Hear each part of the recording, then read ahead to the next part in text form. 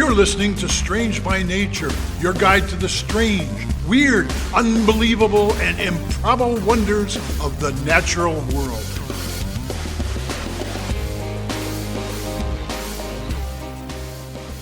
Hello, everyone. Thanks for being here today. I am Kirk Mona, and I am joined today by Rachel Ginza and Victoria Thompson. We are all professional naturalists who together have scoured the world for weird and wonderful wonders just to please your mammalian brain's desire for novelty. Isn't that nice? Let's do this. Welcome to the 5 o'clock evening news. We start off this evening's broadcast with a special report. Oh my. Are you drinking We poison? made it to the news? Every morning, billions of people around the world are consuming a toxic, addictive insecticide. Some people are so enslaved to this substance that they cannot even make it through a single day without many doses of this poison. In spite of its toxicity, this substance is the subject of many so-called humorous mugs and t-shirts. Would people still be laughing if they knew that as little as 4.3 grams can kill a 165-pound man? Okay, so that was my best. I did not see that coming. Nope, I wasn't prepared for that. That's amazing. I think I know what you're talking I did tell about. you guys. Oh, I for sure know where this is going. Yeah. That was my best imitation of a typically fear-mongering local news broadcast. I love it. Everything I just said is true, but you may or may not have realized that I am, in fact, talking about caffeine. There it is. Yep. Yeah. Woohoo! Had some today. I used to drink a lot of caffeine, but I gave it up. I haven't had any caffeine in something like 20 years. Oh, really? Yeah, I used to drink like a lot of coffee, totally addicted to caffeine, but I gave it up. It's got to be 15, 20 years ago now. I didn't know that about Dang, you, Kirk. Kirk. Yeah. Or if you told me that before, I forgot. Long ago.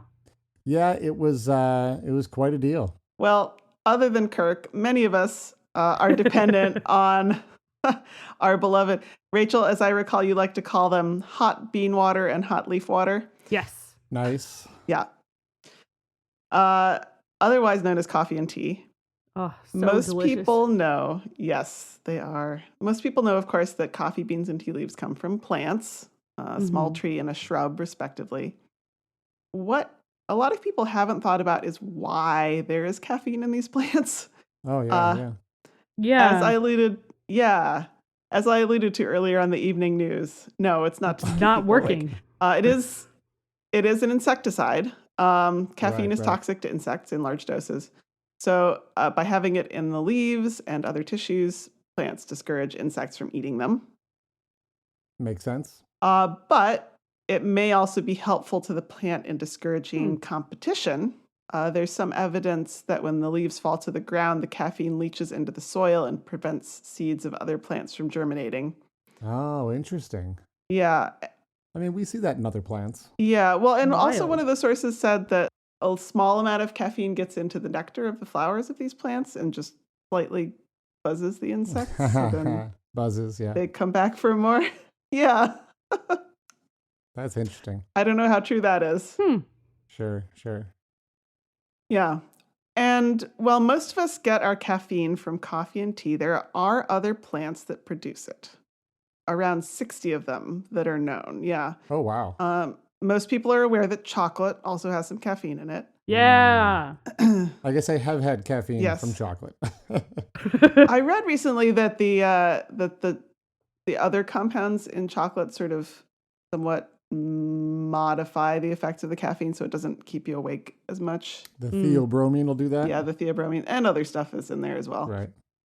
But there are actually several more caffeine-producing plants that we know of around the world Really? that people use. Okay. Probably the best known in the U.S. besides coffee, tea, and chocolate is yerba mate, which is a plant from South America. Yeah, it's made into a beverage that is still widely consumed, especially in southern South America. Yeah. And you can also find it for sale in some places in the U.S. as well. So I've had it. It's not I've bad. never actually tried it, but I know I think I've had it. people who drink it. So it's actually, yerba mate is actually a species of holly. And Really? what I did not know until very recently Wow. is that North America has its own caffeinated holly with its own Really? long history of human consumption. Oh, that's cool. Yeah. So native North Americans were getting buzzed on caffeine Okay. long before Columbus arrived, Okay. possibly bringing coffee with him. I'm not sure if he did. Uh, the plant. I mean, he never actually made it to the mainland, so. No, he didn't. He didn't. The plant is called Yaupon, Yaupon holly, or cassina. Oh, I've heard of that. And you have, okay. I am not going to tell you Mhm. its Latin name yet because there is a story there. I Ooh, don't want to love give it. it away too soon. Ooh. Yeah. So the natural range of Yaupon is along the Gulf and Atlantic coasts from kind of southern Texas through southern Virginia. Mm-hmm. And it grows as a small tree or a shrub, 5 to 9 meters high. Okay. It has shiny dark green leaves. And if you think about sort of your idea of a holly leaf with all those spines, it's not spiny in the same way, but its leaves are serrated and it kind of has a similar shape. Okay. You can kind of see the relationship to spiky holly. Yeah, makes sense. And as we know, humans love their caffeine. So, of course, people have been using Yaupon for thousands of years. Of Of course. course. It was apparently traded quite widely. So, cups with molecular traces of Yaupon were excavated in Cahokia, which is Oh, the yeah. large ancient city that's near present-day St. Louis, Right. Okay. which is well outside of the plant's native range. Oh, that's very cool. And early European explorers and colonists also noticed the local people drinking it all over the American South, even in places where it didn't grow. Oh. So, according to the accounts of these early colonists, Yaupon tea was apparently used for ceremonial purposes as well as for everyday drinking. And now we get to the plant's Latin name, and also the Okay. reason that one of the reasons, at least, that it remains so little known today. Okay, so I'm intrigued. Yeah. the plant is named Ilex, which is just the genus name for holly. Oh, Ilex vomitoria. Oh. Oh, well, that does not sound great. Yeah. Maybe I'll pass. That sounds great. So, Very well, it's appetizing. no, it's slander. It is slander. Oh. It's slander? It apparently is quite nice tasting. Yes. Okay. Okay. So, So what's up with the name then? It doesn't make you vomit? no, you don't. It does not make you vomit. Great. I will explain. So, I mentioned the ceremonial use of this tea. Right, yeah. Mhm. Yeah. Apparently, among at least some tribes, this ceremony involving the tea involved drinking huge volumes of the tea and then ritually vomiting, Oh, Ooh. God. which was apparently a thing. I think possibly for Ritual like vomiting. a purification ritual or something like that. Lovely. Anyway, it's unclear if they were maybe adding another herb that was an emetic, which is something that makes you vomit Mhm. for these rituals, or just the fact that if you drink enough volume of anything too quickly, it will make you puke. Right? Yeah, but the Yeah. people do weird things everywhere. Well, this is true. Mm. I know somebody who drank a gallon of water just on a dare and then puked. So Didn't go well, probably, huh? anyway, the association with vomiting was enough that when it came time to give the plant a Latin binomial in the 18th century, this is what was chosen. It's quite a choice. Yeah. Quite a choice. So all of this, plus the name, has led to this myth that the plant is poisonous or makes you vomit, and it does not. It's not poisonous, other than like the slight poisonousness of caffeine if you have a huge amount of it. A lot. Yeah, but you can't drink enough coffee to kill yourself. You have to basically eat the purified form of caffeine if you want to kill yourself. Don't do that. In fact, don't Yeah, do please that. don't. European colonists actually pretty quickly picked up the habit of drinking Yaupon since it was readily available, much cheaper than imported coffee or tea. And addictive. Yeah. And it was often called black drink, apparently. Huh. And it was widely consumed across the South. That is really interesting. And actually, use of Yaupon picked up during and after the American Civil War when Southerners had little money and also little access to imported caffeine products. So this also led to something of its downfall, though, because after the Southern economy had started to pick up again, yaupon sort of became associated with poverty and the war Okay. and became socially stigmatized. Right. It wasn't as fancy as coffee. Yeah. So actually, the plant continues to be widely grown as an ornamental. And now, thanks to the local food movement, it is undergoing something of a revival as a beverage. That is cool. You can buy some online, and apparently several coffee shops in cities like Austin and Asheville, North Carolina now offer it. Very That's cool. something you can order. If any of you at home have tried it, remember, send us a message to contact@strangebynaturepodcast.com. Let us know how it tastes. Please do. Yeah, that'd be really cool. I haven't tried any myself. I'm tempted to order some. Apparently, according to the tasting notes I read online, it tastes quite nice, kind of similar to green tea, sort of with an herbal kind of floral taste to it. So it sounds very pleasant. Cool. Okay. That's what I have for you this week. My sources were Atlas Obscura, the New York Times, and Wikipedia. Nice.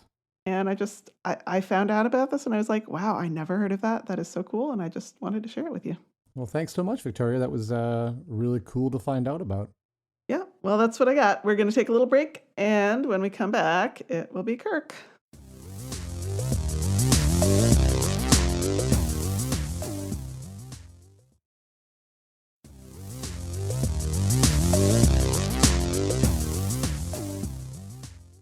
Hey everyone, welcome back. One of the topics that comes up from time to time on the show is evolution. And that's probably because evolution sometimes leads to some pretty weird stuff. And one of the key concepts in evolution is that of selection pressure, right? Right. So the basic idea is that there are pressures or stressors or just stuff going on that make survival challenging.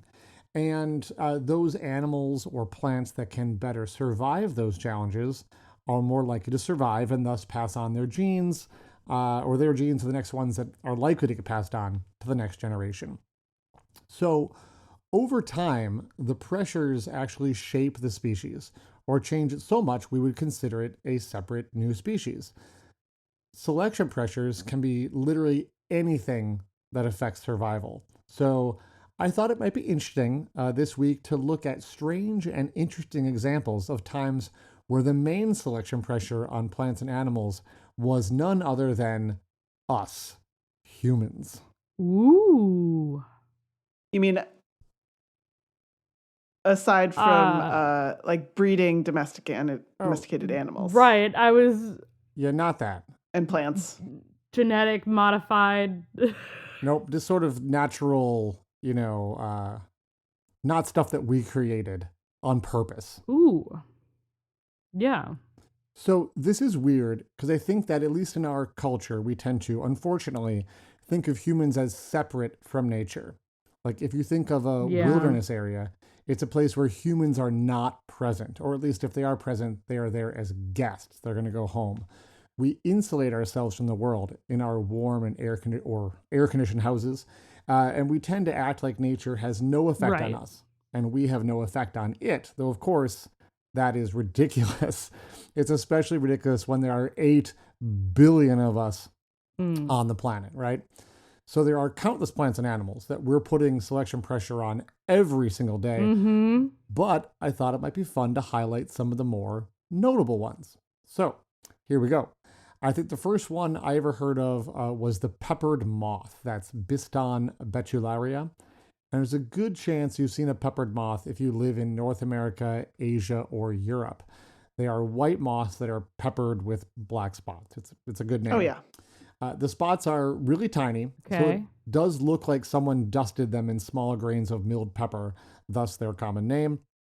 Their camouflage is pretty amazing, and they blend in really well with tree bark, which is the most common place to find them hiding out. These moths faced a problem, though, back during the Industrial Revolution in England. That problem was air pollution. Now, there was really 2 issues. First up, the poor air quality killed all the lichens growing on the trees, and part of the color pattern of the bark that the moths were trying to mimic was the color of the lichens. So if they're not there, that's not good, right? But secondly, there was so much coal soot in the air that it actually blackened the bark of the trees. Oh. And I think today we have trouble imagining just how bad the air quality was during the Industrial Revolution. But as you can imagine, if you are a white moth that likes to hide on what are now black trees, this is a really bad situation and you're going to get eaten real quickly. Yeah. You're not going to do well. And what's interesting is that a mutation occurred that produced a darker moth, and those moths with the mutation survived. The first black or melanistic peppered moth was noted in 1848 in Manchester, and quite quickly the dark colored moths became the norm. Like that was what was left. They basically look the same, except imagine someone took black watercolor paint and gave them a couple washes with this black wash. Okay. So the new moths now exactly matched the sooty trees. And what's really cool about this, though, and interesting, is that once the air quality improved, the selection pressure reversed. And nowadays, the white version is more common once again, now that our air is clean, which is pretty cool. So I'm going to move to a completely different part of the world and talk about a completely different size of animal. Let's talk about elephants. Now, elephants are pretty amazing and large animals. There are many reasons that I would not want to get into a fight with one, not least of which are their massive size, but also those huge tusks. And elephant tusks are an amazing adaptation that have helped protect them for generations. Unfortunately, enter humans. Wah, wah. Tusks are made of ivory and are extremely valuable. People will risk their lives to kill an elephant for ivory, which is bad and sad news. The value of ivory has fallen a bit. It's actually hard to get exact dollars amount because it's all black market. Oh, okay. But the peak in about 2014, we believe the value of ivory was about $2,500 per kilo. And the ivory from a single elephant could be worth as much as $375,000 US dollars. So, as you can imagine, the selection pressure on elephants from humans was and is high. But evolution has entered the chat. In Mozambique, there was a deadly civil war between 1977 and 1992. Sadly, over 1 million people died in the conflict, but so did many elephants due to poaching. Armies were killing elephants for ivory to help fund the war, so already high pressures went into overdrive, and something really interesting happened. There was a random mutation that already existed back in the 1970s, where some females were born without tusks. This was generally a disadvantage, but the genes persisted at a low level in the population. About 18% of the female elephants had no tusks. Now, during those 20 years of intense hunting, only females with tusks were killed, while no one had any basically financial interest in the tuskless females. And by the year 2000, when researchers again surveyed the population, they found that tuskless elephants now made up over 50% of the female population. Oh, wow. So, human selection pressure is basically creating tuskless elephants that are less likely to be poached. Sadly, on a side note, this genetic mutation is not found in the male DNA, so tough luck. There's not going to be tuskless males, so it can't help them, but it can help the females. Okay, I think I have time for maybe another quick one here. Atlantic cod. So you may have heard that Atlantic cod have been wildly overfished. This has created a huge selection pressure on them. And one of the big problems is that they take a while to reach maturity. And if they get harvested before they can reproduce, you run into a situation where there are fewer and fewer cod every year because we eat them before they can replace themselves. Studies have shown that the huge pressure of overfishing has caused cod to actually mature more rapidly. Or more correctly, I guess, evolution has favored those fish that can mature faster, as they are the ones that pass along their genes before ending up on the dinner table. So think about this. We have literally affected how quickly a species matures, which kind of blows my mind. So this is a Right. weird and a cool topic. There's really Yeah. thousands of examples out there. There's flowers that have gotten shorter, like the Tibetan snow lotus, so they can avoid being picked by humans. There's insects like bed bugs that have developed resistance to our pesticides. Whoa. Oh, yeah. Lice, too. These are all examples of how humans are undeniably part of the process of natural selection. Now, annoyingly, while reading up on this topic, I came across a journal article in, you guessed it, the worst named journal in the history of the world, the Proceedings of the National Academy of Sciences, aka PNAS.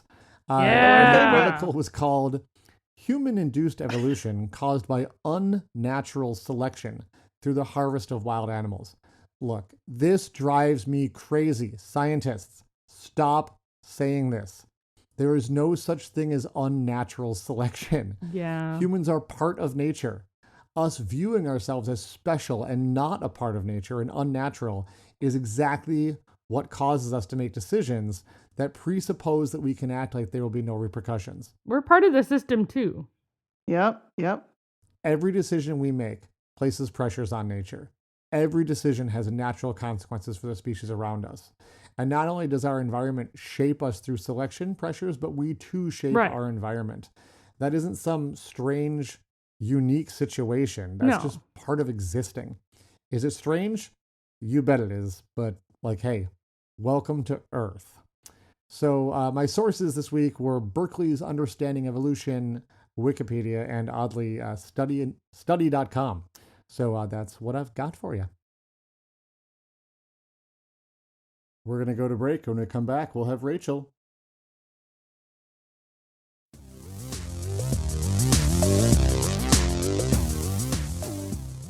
All right, welcome back, everyone. First off, happy Valentine's Day. If you are Oh, listening to boy. this on the day Yep. that we set out the episode. It's Yeah. I forgot it was going to be coming out on Valentine's Day. That's To fair. be honest. Happy VD. Mm-hmm. Okay. You know I that mean- stands for something else too, right? Oh, that's right. Maybe we shouldn't phrase it that Yep. way. Good We just point. won't go there. This is a family show. Okay, we're gonna move on. Yeah. Yep. So since Valentine's Day is such an iconic day for things like love, I want to ask you, what are some icons? What are things that you think about when you think of Valentine's Day, when you think of love, things you give to your significant Chocolates. other? Yeah, chocolates, hearts, Yeah, fat babies with hearts. arrows, right? Mm-hmm. Yeah, what is called Cupids. Yeah, I suppose Yeah. you Yeah, don't give those Cupid. flowers. Heart-shaped Yeah. cards. Yeah. Sure. All the above. Okay. So generally, a lot of the symbols of love and Valentine's Day, you both mentioned, like hearts, roses, flowers, the color red, cupids, pink, white. They surround and they are built up in a lot of romances, like when it comes to romance novels or films or anything like that. And what I think of is as an iconic symbol of maybe not necessarily love, but something that you give to someone who you love. It's even considered an aphrodisiac in some ways too, where it comes from. Okay. That's my topic today. So let's talk about pearls. Oh, Let's talk about pearls, Oh, y'all. okay, pearls. they are Pearls. good for clutching. You can clutch your pearls. So common knowledge, yeah, they're great for clutching. Just gasp. Oh boy. So common knowledge is that pearls are made in oysters, which are a type of bivalve mollusk. Right. Now, pearls are not just made in oysters. They can be made in just about any bivalve mollusk, Oh, okay. but they have to be able to create certain materials, which I'll get into. Sure. And what happens, the common knowledge is that a grain of sand gets stuck inside of the shell in this oyster, and the oyster coats it, and then it makes that pearl. Right. Yeah, it's I like, am irritated. This is bothering me. Yeah. I'm Yep. gonna cover this. As you say, that's the common knowledge. Ah, you caught that. Yeah. I noticed you said that too. Good, because that's not completely true. Oh, okay. So it's slightly So different. the overall process. I mean, now that you mention it, Rachel, it seems odd that like they live in sand. So why would they be getting grains of sand stuck in them? Interesting you bring that up. So overall, the process of that I described is true. Something gets into an oyster, it triggers that natural defense system. Okay.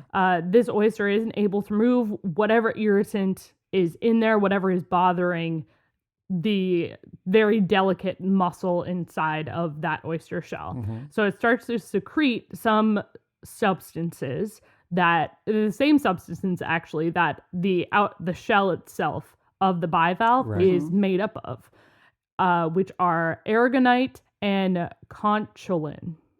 Okay. The combination of which creates nacre, which is also known as mother of pearl, which is that iridescent kind of color material. This nacre then coats whatever is irritating the oyster, and eventually creates a pearl. It protects that coating, then protects the oyster from the thing that was bothering it. Okay. However, like you pointed out, Kirk, oysters are filter feeders, and they live on the sandy bottoms of the ocean. They'd be like full of sand. And they're pretty good at getting, water and sand out of their system. Right. Okay? So it seems something's amiss. At least, like, it's kind of the thing they do. So what happens? How are natural pearls created then? That's the question. You know what's really hard to remove from your system? Dead. Dead parasites. Parasites, yeah. That's it. So most natural pearls, instead of being created by that grain of sand, which is truly what most of the time it is not a grain of sand. Okay. It's going to be some sort of parasite like a drill worm. Okay.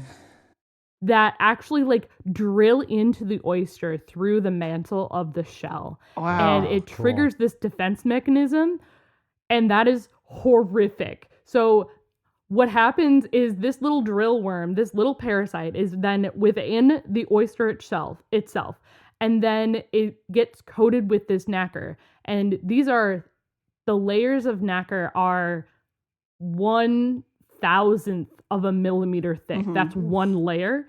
So it takes forever to coat this into a pearl. So anytime that you give natural pearls to somebody, you are giving them little beads that have a little tiny parasite in the middle. Parasite which beads. Is excellent. Amazing. Well, but then there are cultured pearls too, right?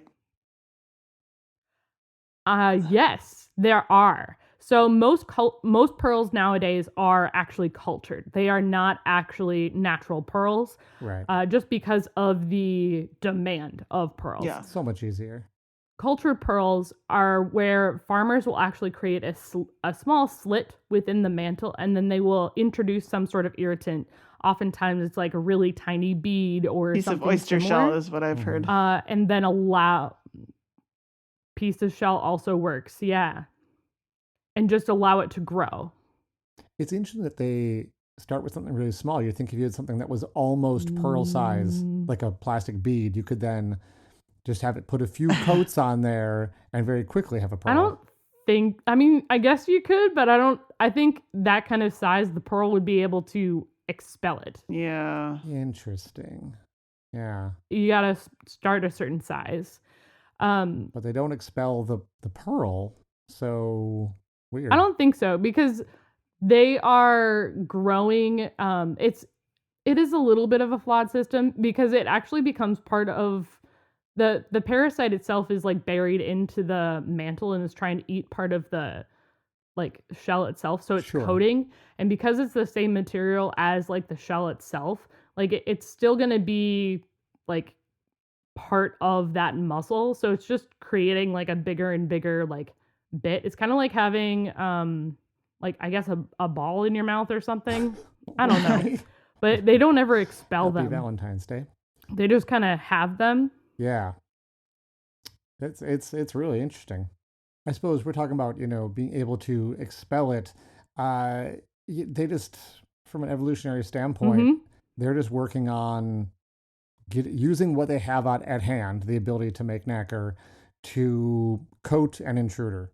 And the ability to expel it may be like a completely other thing that they just don't have the ability to do, right? Right. And well, if you think about it too, oysters don't have the muscle to be able to push them out in the first place. Like they don't have that sort of mechanism to be able to push out. They're not a scallop that goes swimming through the water. Exactly. With all its little blue eyes. So to give you a little context too, a pearl that is 5 millimeters in diameter. Okay. Or also for the rest of us who don't speak science, 0.19 inches. So it's not even a quarter of an inch. That makes even less sense. That takes... Right. So that takes at least 2 years to grow to that size. Oh, okay. I mean, that's a long time, but I actually thought it might be even longer. So not too bad. Yeah.